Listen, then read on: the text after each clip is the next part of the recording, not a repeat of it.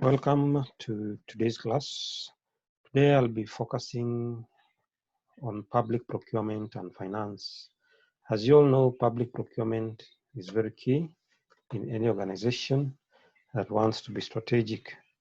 This is because organizations basically that are in public domain are supposed to embrace public procurement and ensure they acquire goods, works, and services in the most cost-effective manner.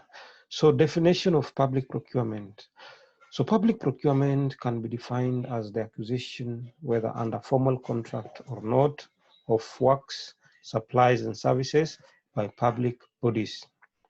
It ranges from the purchase of routine supplies or services to formal tendering and placing contracts for large infrastructural projects. So the key word in that definition is the acquisition of goods under a formal contract. So you must enter into a contract with the various contractors or suppliers so that you can agree for the supplier either to give you goods, works, or services. So what is the goal of public procurement? One of the goals of public procurement is to award timely and cost-effective contracts to all qualified contractors, suppliers, and service providers for the provision of goods, works, and services to support public services to the government. So their main focus is to ensure that they produce or they bring goods in a cost-effective manner.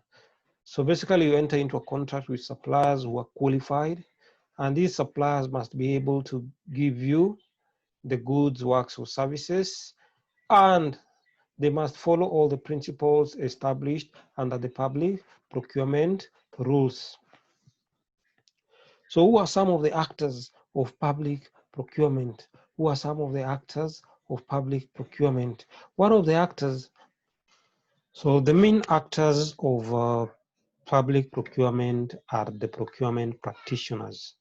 And these are normally referred as the principal actors because they are the people who are involved in ensuring the public procurement process are followed to the latter. They are responsible for ensuring the goals of public procurement is also achieved. They must gain stakeholders' trust and ensure that they fully understand the procurement process and the principle. The other important thing that we are going to talk about today are the stakeholders of public procurement. The stakeholders are the people who benefit from the result of public procurement, including those interested in the process and who might be affected either directly or indirectly by a particular procurement action. So those people who are either affected directly or indirectly by the procurement process are normally referred to as the stakeholders.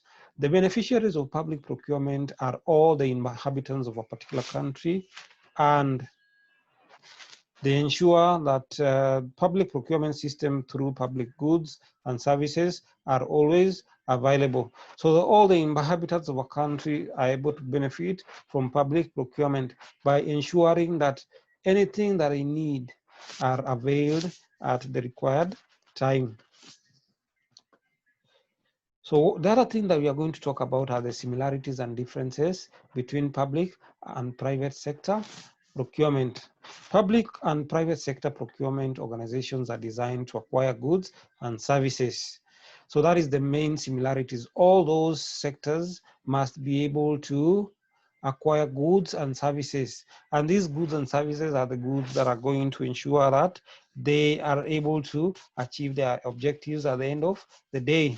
So the main difference between the two types of organization is that, number one, we have the purpose for acquiring the goods and services. We realize the purpose of private sector acquisition of goods and services is to be able to achieve what is called profit at the end of the day.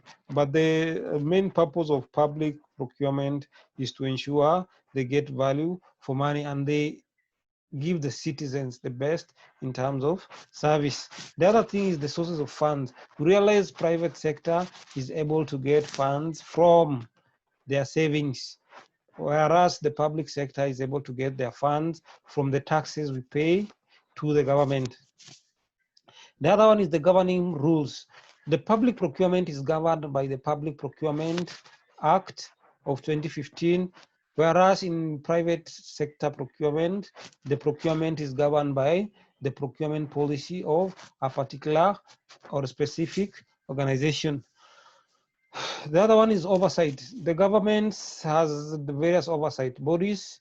For example, the Public Procurement Regulatory Authority, which is a corporate body that ensures all the public entities are able to follow the rules and regulations of purchasing or acquisition of goods and services.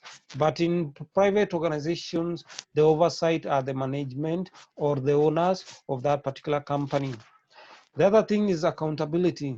We realize in public procurement, the people who have been given the mandate are the people who will be accountable in the event we have any issues of procurement. But in private sector, the responsibility or the accountability is all in the owner, is the person who will be accountable for every action. So what are some of the legal frameworks in procurement? Procurement, remember, is guided by various laws or legal frameworks or regulations that ensure that any person that is working in public procurement is able to follow these guidelines or standards. For example, when they want to buy goods and services, there is a certain procedure they must follow, and these are guided by the laws. And one of the laws is the Public Procurement Asset Disposal Act of 2015. And we also have the Public Procurement Regulation of 2016. Nowadays, we have the one for 2020, the amended one for 2020. So you must be able to understand and to internalize some of those regulations and some of those rules so that you'll be able to deliver the best. So what are some of the basic procurement principles or the basic procurement principle? One of the principles is transparency. Any person who is working in procurement must be transparent in his or her actions. They must treat all public procurement stakeholders fairly. All contractors or service providers must be able to keep certain information confidential. The other thing is integrity.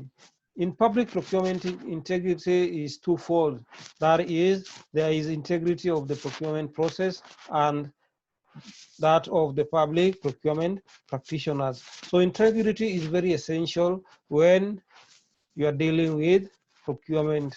So you must be a person who has a high level of integrity. The other thing is economy. When you're buying goods and services in public procurement or in public entities, you must be able to get value for your money. You must be able to ensure you get the reasonable price under the principle of economy, which emphasizes that the organization's funds are used in the best way possible. And you must be able to give care and due diligence when it comes to issues to do with prices. The other thing is openness. You must be open. Your processes must be open. You must be able to give chances to any person who is qualified to bid or any organization that has what it takes to bid. The other one is fairness. You must be fair in what you do. You must be able to treat all bidders equally. Better to mention how fair this is achieved. So you must be able to be fair to every person who wants to bid with your organization. To achieve all this fairness in the procurement process, decision making and action must be unbiased, and all offers must be considered on the basis of their compliance with stipulated documents. So you must be able to provide all the relevant documents when it comes to public procurement. You must also be able to sign all the contracts with the supplier. And lastly, you must be able to give all the contractors or service providers the right challenge to the process whenever they feel they were unfairly treated. So we must be able to give people a chance to be able to express themselves in the event they feel they were not treated right. The other important thing that you must talk about is fair competition. You must be able to provide room for fair competition, in that each and every person who feels has the capacity to bid for a particular bid must be given a chance to be able to bid fair and square. And lastly, we have accountability. Accountability is in public procurement means that anyone involved in public procurement process is responsible for their actions and decisions with respect to public procurement process. So you must be able to be accountable in your actions. Anything that you do must be accountable for that. So this act, the Public Procurement Act, basically applies in all public entities with respect to procurement planning, procurement processing, inventory and asset management, disposal of assets, and contract management. So when you are using the Act, basically those are some of the issues that the Act must apply to. And remember, all state organs must follow that. The other important thing that we are going to talk about is public procurement and asset disposal in county government. Remember, the county treasury shall be the body which will establish all the functions which are required in ensuring that public procurement and asset disposal are implemented in the county government. The other important thing that it must do is to coordinate various administration of procurement and asset disposal contract.